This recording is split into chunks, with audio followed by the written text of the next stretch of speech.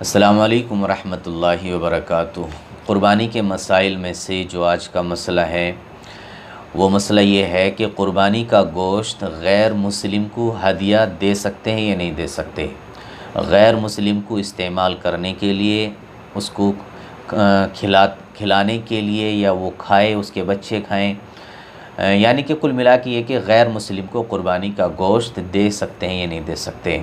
تو غیر مسلم کو قربانی کا گوشت دینا بالکل جائز ہے، درست ہے، کوئی حرج نہیں ہے۔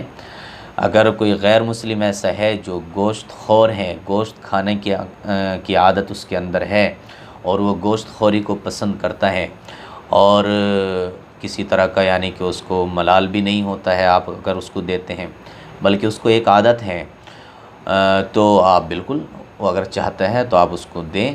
لیکن اگر کسی کے گھر کے اندر ایسا مزاج نہیں ہے تو بالکل بھی آپ اس طرح کی حرکت نہ کریں، ہرگز کسی کے دل کو ٹھیس نہ پہنچائے۔ اگر کوئی غیر مسلم بھائی ایسا ہے جو گوشت خور نہیں ہے، یعنی کہ گوشت وغیرہ نہیں کھاتا ہے، اور پھر آپ اس کے گھر پہنچاتے ہیں، تو یقیناً اولاً تو کوئی کرتا نہیں ہے ایسا، لیکن بے تکلفی میں، اور جو دوست ہوتے ہیں اپنے، اس میں بے تکلفی زیادہ ہو جاتی ہے کبھی کبھی۔ اگر پھر بے تکلفی میں آپ ایسا کرتے ہیں تو یہ بالکل آپ کے لیے درست نہیں ہے، یہ دوسرے کو تکلیف پہنچانا۔